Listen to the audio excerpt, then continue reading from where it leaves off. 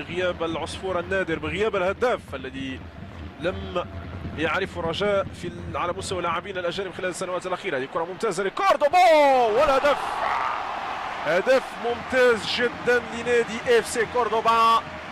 اف سي كوردوبا ينجح في بلوغ الهدف الاول في المباراه في الدقيقه الثالثه من الجوله الثانيه. هدف جميل جدا.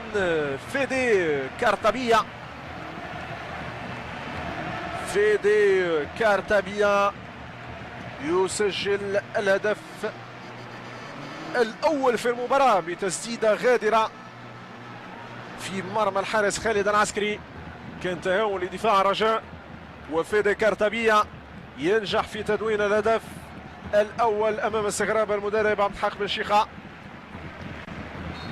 هذا مدرب ما عندوش فرق بين مباريات رسمية ومباريات ودية.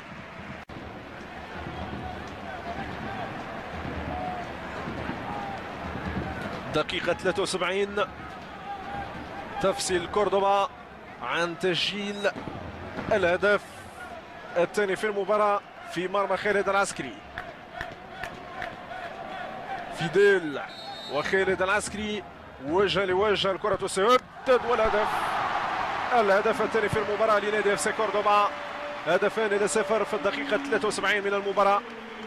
دقيقة 73 من المباراة تمنح الهدف الثاني لنادي اف سي كوردوبا أمام رجاء في مباراة تعتبر اختبار حقيقي لهذا النادي الإسباني ولنادي رجاء. وفيديل يسجل الهدف. فيديل اسم على مسمى، كان وفيا فعلا وأوفى لمناصريه وأوفى لجماهيره العريضة بهدف ثاني في مرمى الحارس خالد العسكري. كوردوبا هدف